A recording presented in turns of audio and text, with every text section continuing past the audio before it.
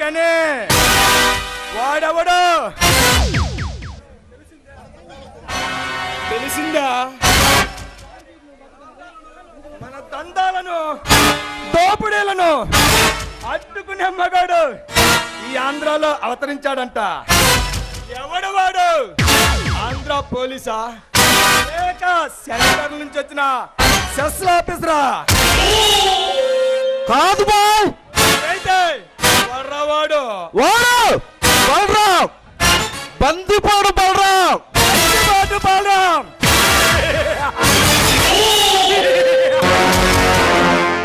వాడు మామూలు కాదు బాయ్, మనిషి రూపంలో ఉండే సింహం, నరసింహం, దళిత వ్యవస్థపై విరుచుకుపడ్డ విప్లవ సింహం, పై మళ్ళాటి దోపిడీ దొంగలపై దండయాత్ర సాగించిన బందిపోడు సింహం బాయ్. బందిపోటు సింహం, సింహాలను చెడుగుడాడి సమాధి చేసిన సామ్రాటుండ్రా. బందిపోటు అన్నవాడు గుండెలు తీసి కలుపుకొని తాగిన గుండెలు తీసిన పంటుండ్రా. నా దోపిడీలకు అడ్డొస్తే చూస్తూ ఊరుకోవడానికి కనో కాదు ముర్గాన్ని మనుషులు రక్తం తాగి పెరిగిన ముర్గాన్ని. వాడు మనల్ని పాతక మందికి పలుసు పడిపోయేలా చేశాడు, బొమ్మలు కొట్టుమిట్లాడేలా చేశాడు.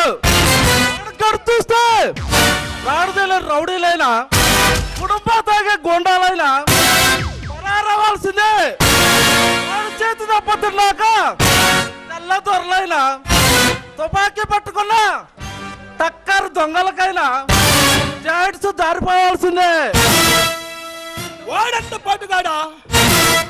వాడి బలరాంగాడు గుండు తీసి గుండు గయించి వాడి బాడీతో బ్రేక్ డాన్స్ చేయిస్తా. ఈ రాకీ బాయ్ దోపిడీలకు మరొకడు అడ్డు రాకుండా చేస్తా.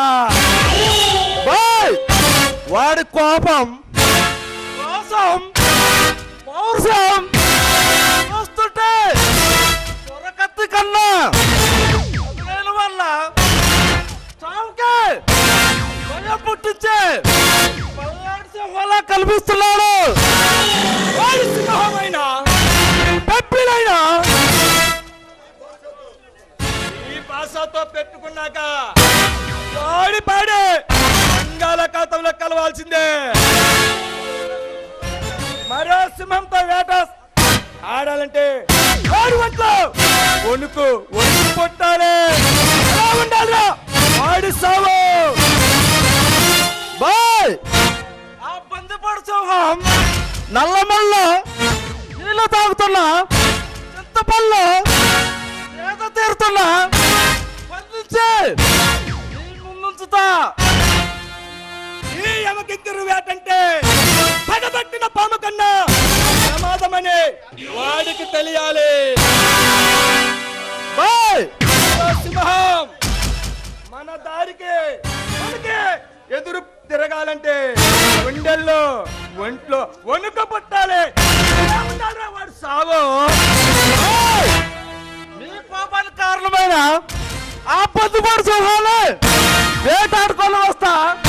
ఈ గంటలు కూడా కోట్ల కన్నా ప్రమాదకరమని నిరూపిస్తా.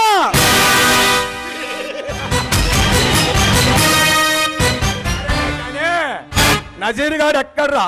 అనాథ శర్రాలు పిల్లల పట్టకరమ్మని పంపించి 10 దినాలు అవుతుంది. ఏమయ్యాడ్రా వాడు? వాడు కనపడక 10 దినాలు అవుతున్నా వాడు జాడ కూడా తెలియలేదు బాయ్. మన బెగ్గుంగు మాఫియాని అడ్డం పెట్టుకొని అంతం చేయాలని ఆ నజీర్ గారిని పట్టుకొని ఎవరైనా నాటకం ఆడుతున్నాడంటావా? ఆనాద శరణాలయం నడిపేది ఒక అమ్మాయి. దాన్ని పట్టకొస్తే అసలు విషయం తెలిసిపోతుంది బాయ్.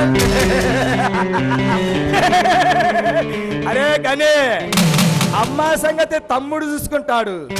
నువ్వు వెళ్ళి ఆ సింహ